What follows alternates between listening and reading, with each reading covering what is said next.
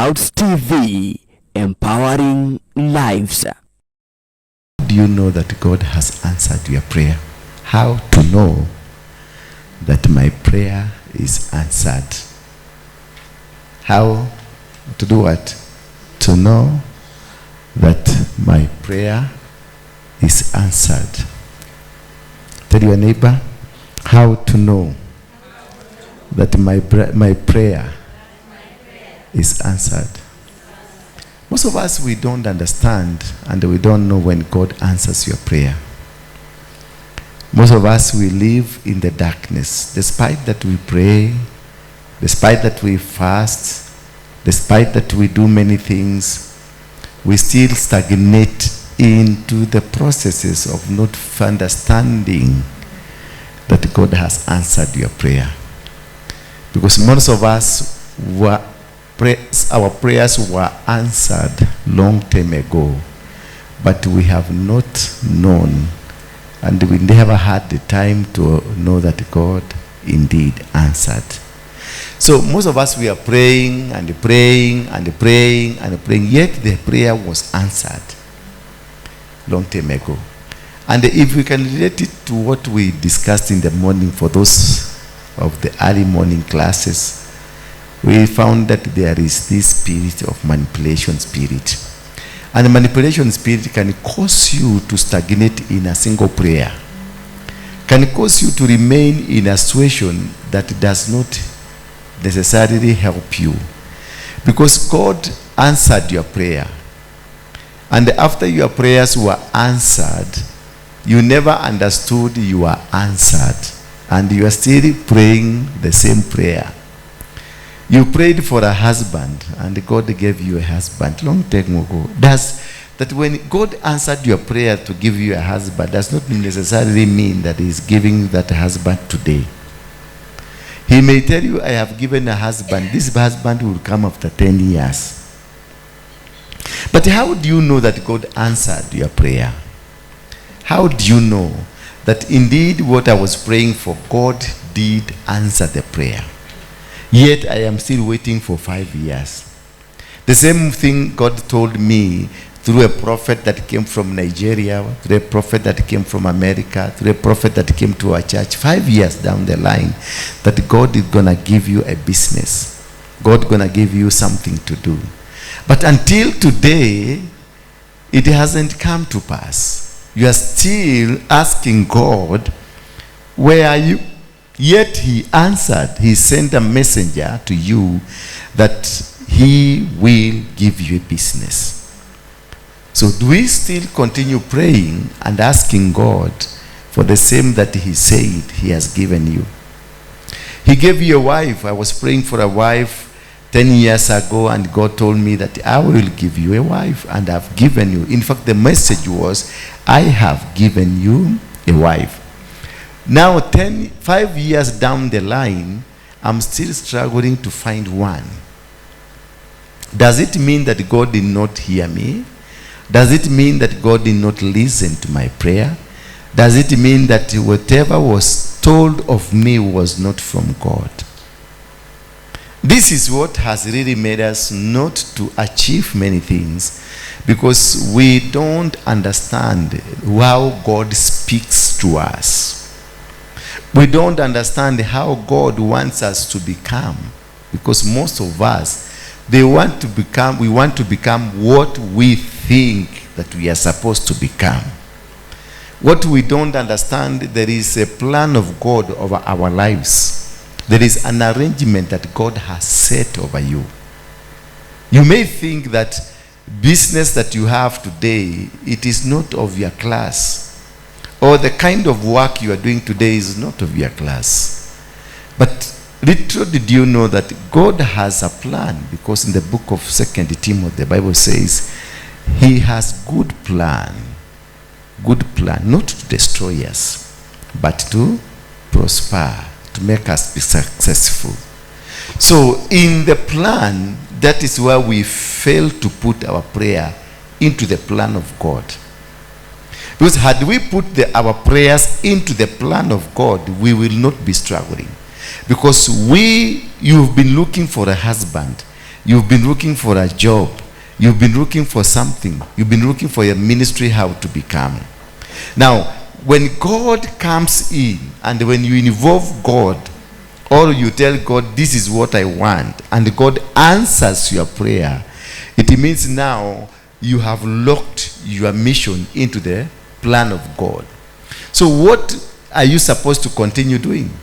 We are not supposed now to continue praying, but getting God to do his will at his time in his plan.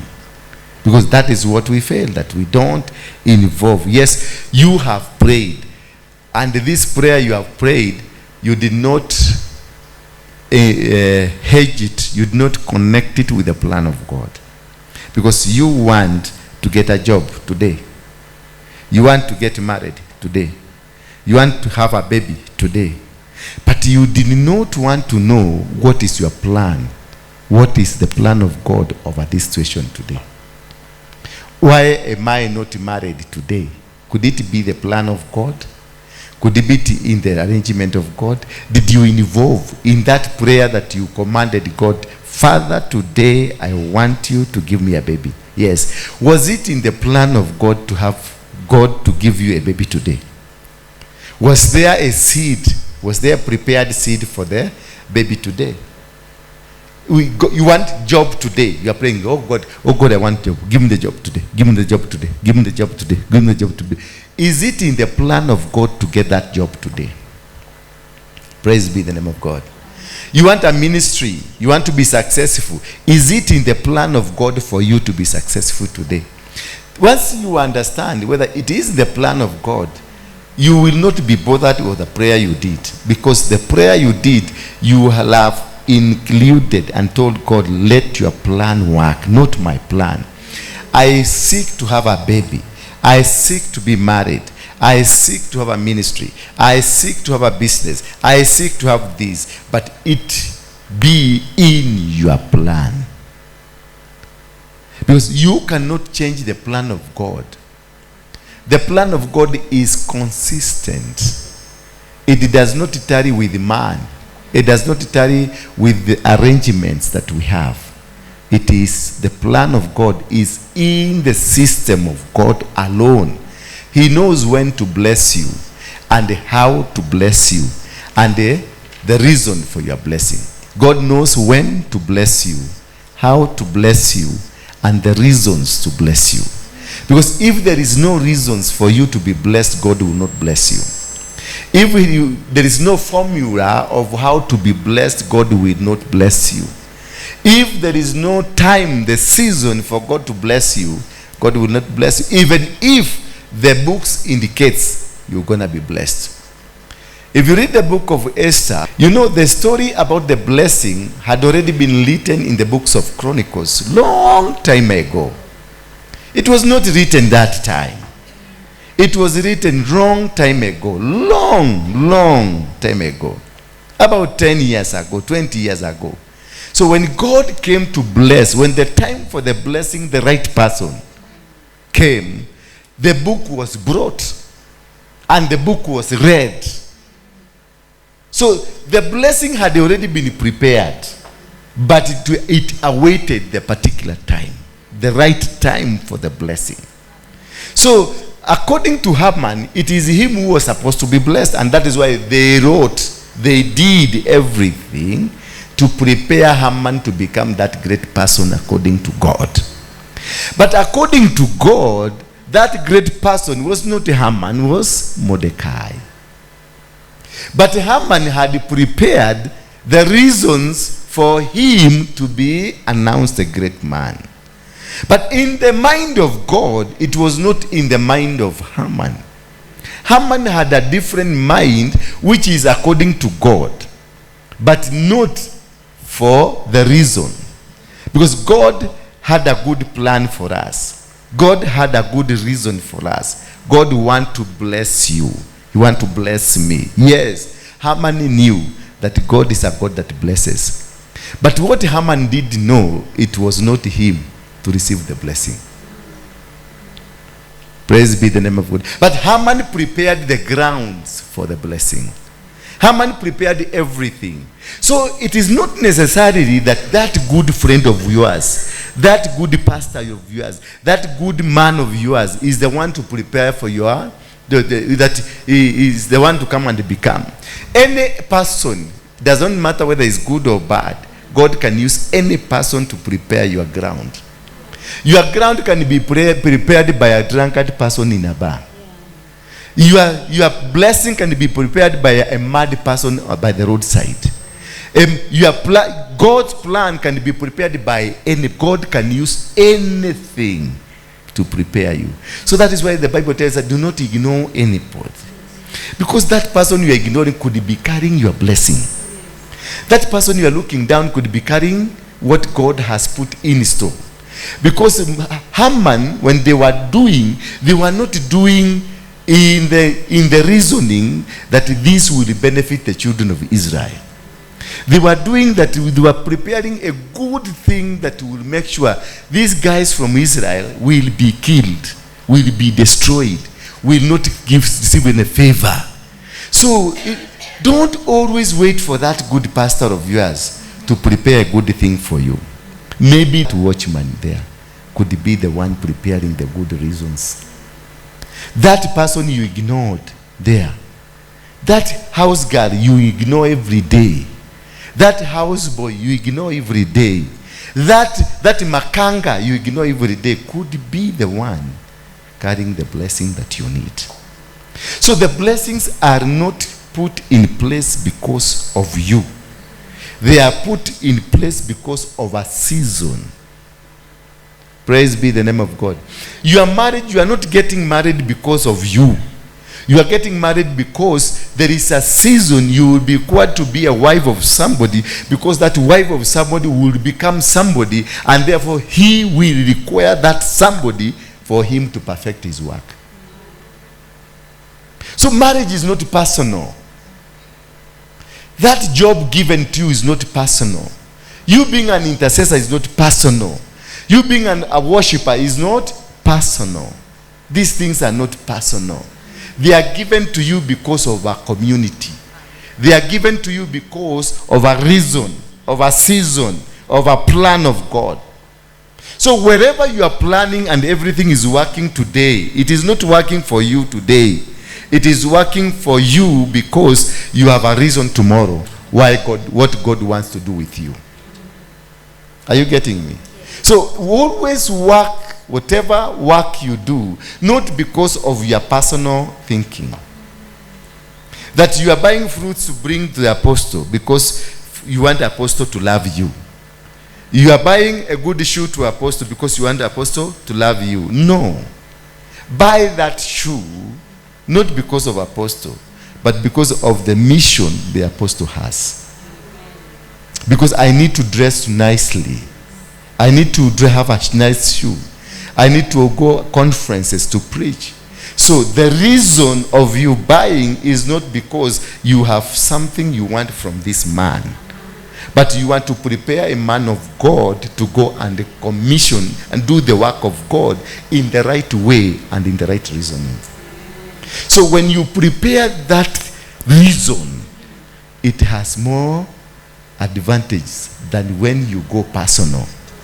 Because when you go personal, you will not achieve the blessings of God. God will not bless you because you did not do it for God's glory. You did it for your personal intentions. And this is what makes you fail. When you love this man or you love this woman, love this man or this woman, not for your sake, but for the sake of the mission of God in that woman or in that man. So I want to marry you. I will take you because you are a servant of God. When you come into my life, I will work very much hard to make sure the thing that is new comes out strongly. So that was basically the main reason for the marriage. It is not of the marriage you know, but the reason of what God has put inside you. That is what has brought me into your life to come and project it to come out. The reason you are seated here, it's not that you are not important, you are not powerful, you are not special. It's God has put something in you that requires somebody to drive it. Requires somebody that to push it. That's why you've been sent to come here. I push it so that you become the vessel that God wants to use. Are you getting me? So it is not a personal relationship. It is a reason relationship. The reason that God has chosen you to be here today, the reason that God has propelled you, has put you in this place today, that is the reason that will make me get into your life. I will not come into your life because you are beautiful, you are sexy, you are what? I will come into your life because there is something that God wants me to project it.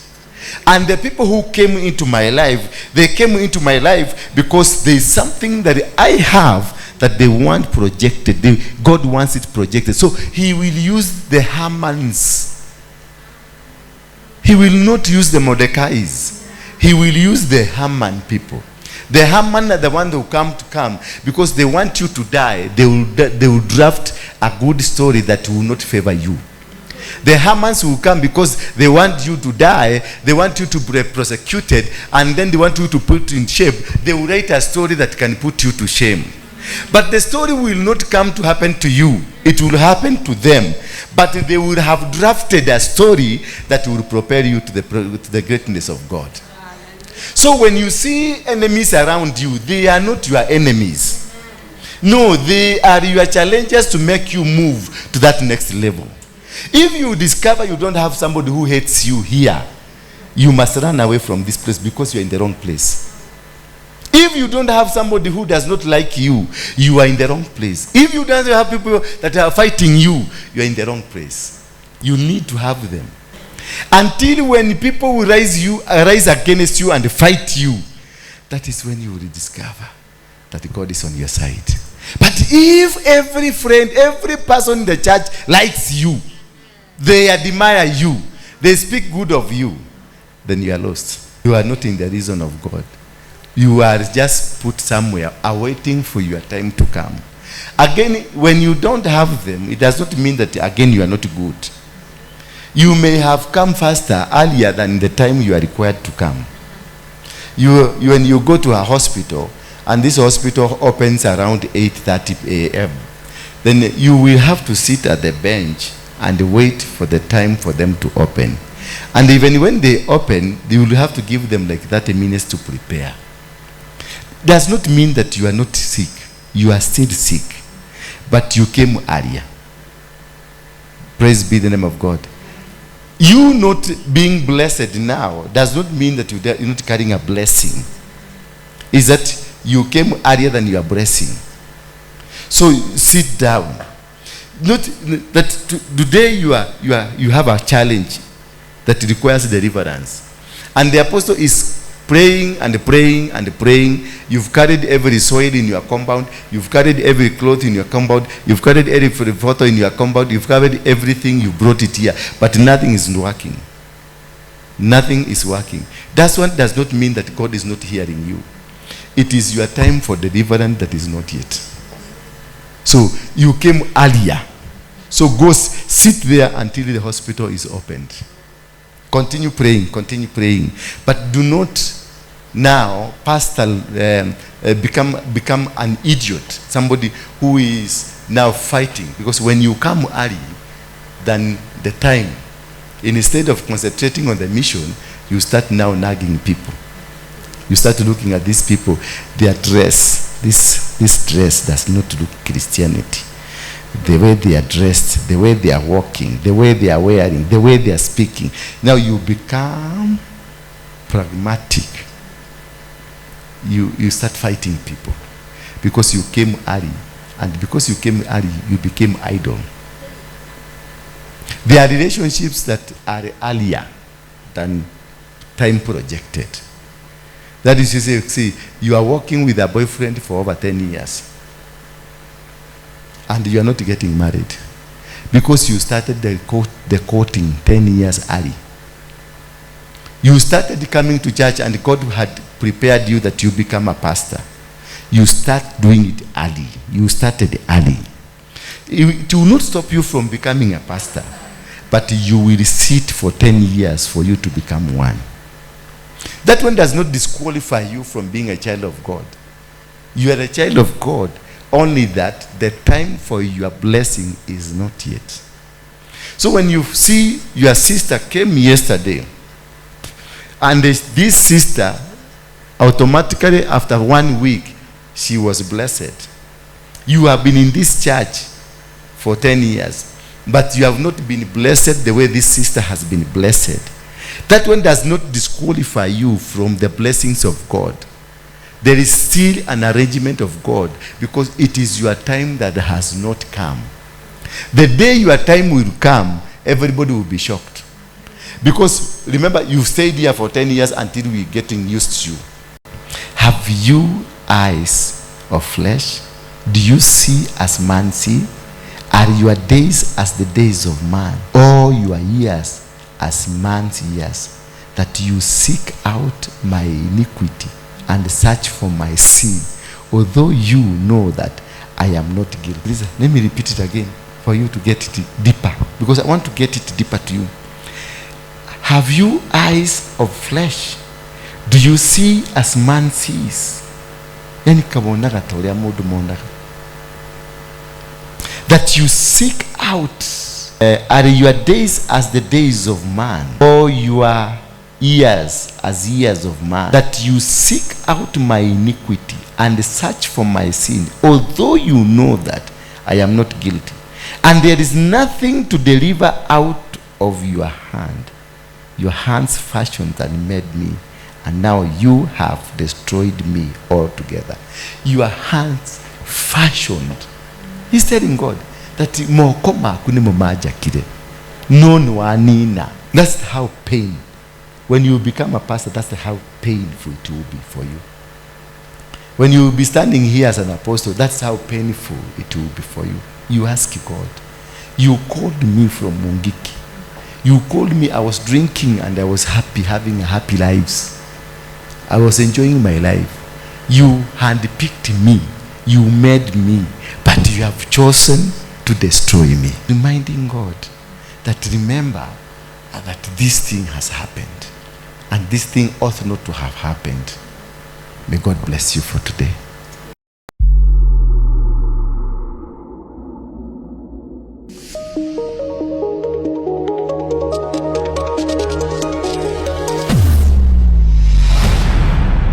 Bethel Clouds TV, empowering lives.